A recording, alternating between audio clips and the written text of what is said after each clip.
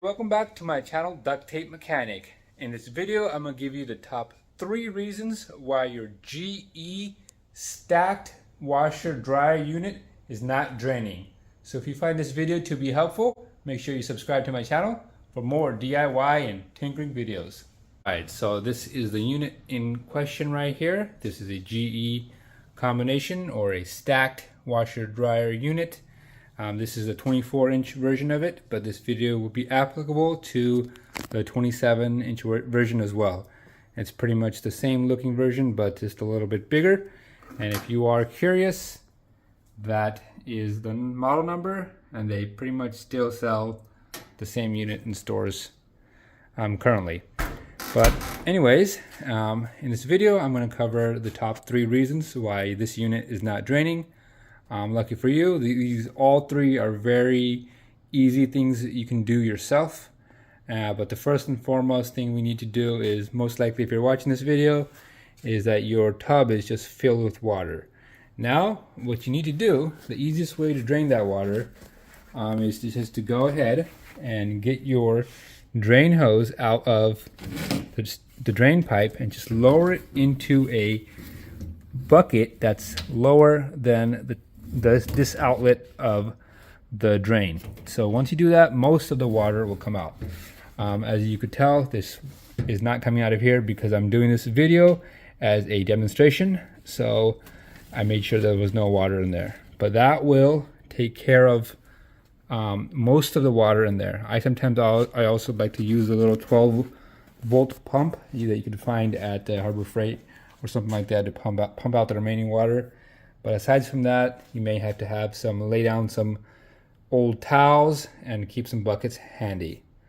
Alright, so if your combination washer dryer unit is not draining, the number 1 reason is that there's some sort of clog. Now there could be a clog pretty much anywhere in the system, but I'm going to show you the 2 most likely places. So to get access to both of them, we're going to have to remove the front panel. To do that, there's actually no hardware involved. All it is, you gotta do is just take a putty knife and go about 4 inches from the edge right here and just push. As you push, you need to pull this piece towards yourself, like so. You need to do the same thing on the other side. And just pull it up and out of there. Before we get too far, I will mention that you do want to make sure that your unit is completely unplugged while you're doing this. Okay, anyways, the number 1 area your unit could be clogged at is the outlet to the tub. So right here is a common clog point on these sort of units.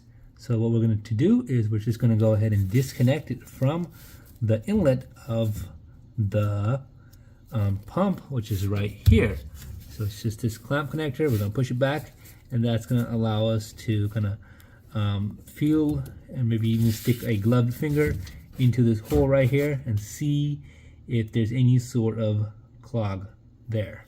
And yes, you can also just undo this clamp as well and get access to the outlet of the tub that way as well. Because the next step involves us inspecting the pump for a clog, it's just better just to get access from it here, so you're just disconnecting less things.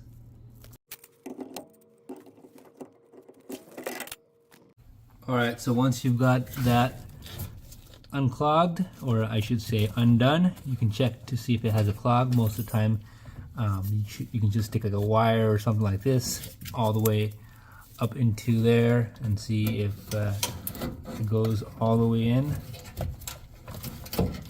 and like so, just to make sure that it's properly reamed out. Yep, no obstacles or obstructions in that one, that's for sure. And then after that, what we can do is we can remove the pump, which is over here, and see if that has a clog in it. To do that, all we need to do is undo the same clamp style connector for the outlet of the pump, and then go ahead and undo these 1/4-inch screws. So 1 there,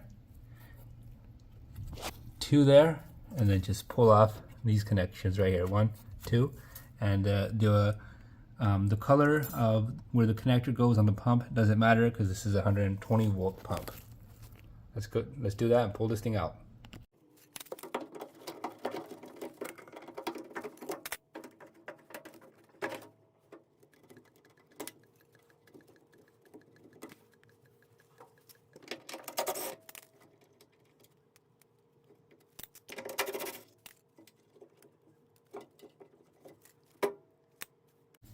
With the pump pulled out, you can actually look from this side and see if there's a clog on the inlet. You can also inspect the outlet for a clogged, and if it's not a clogged in either the pump or the port of the tub, that the outlet of the tub I should say, then we need to move on to the next step, which is that you have a bad pump. Alright, so that brings us to reason number 2, which is a failed drain pump. Now these can fail for 2 different reasons. It could be electrical failure or a mechanical failure. Now to test it for electrical failure, we're just going to test the windings of the pump and see if they're at the appropriate amounts of resistance. For mechanical failure, it's a little bit more difficult. One thing you can test to see, or a quick test you could do, is just to see if that impeller there spins clockwise with some sort of resistance. By that, I mean as you try to turn it with your finger, it should resist a little bit before giving away. Now that's not really a concrete test to check for mechanical failure. So what we're going to do is after we've tested this for electrical failure, we're going to move on to part number 3, which is third reason I should say, which is a failed control board. And after I show you how to eliminate the control board as an issue, that pretty much is going to leave us to the conclusion that it's a mechanical failure in the pump. So let's get to that.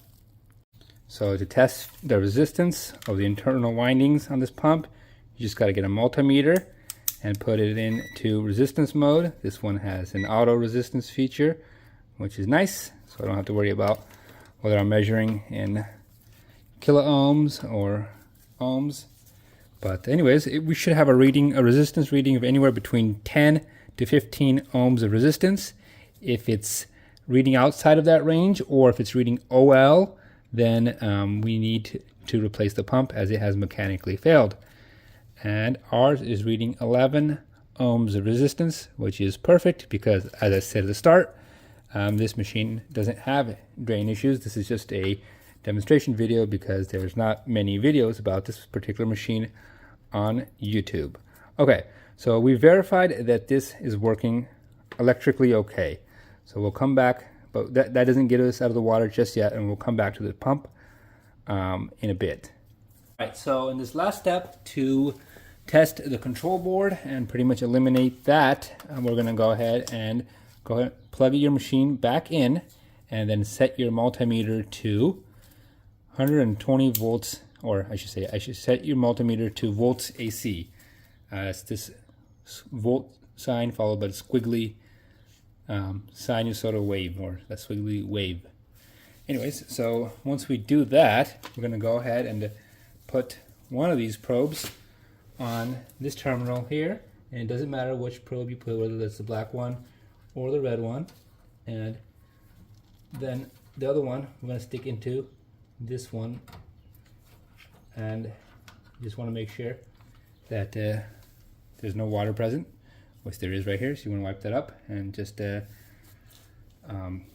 be safe. So once you got your multimeter hooked up, you got the probes inside the drain pump connector, you got it set to volts AC, go ahead and put your washer machine into spin mode and hit start.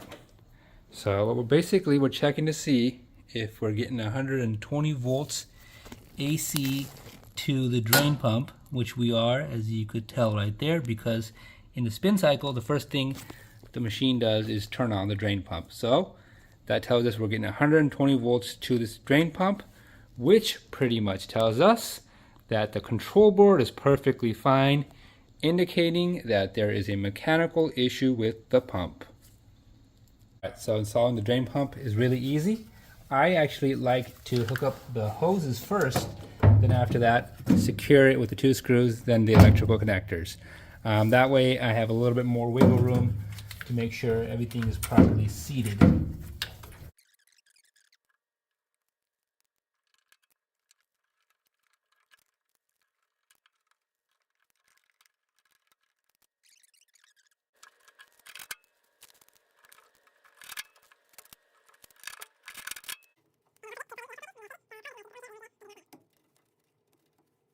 Alright, in the last step, go ahead and put the panel back on.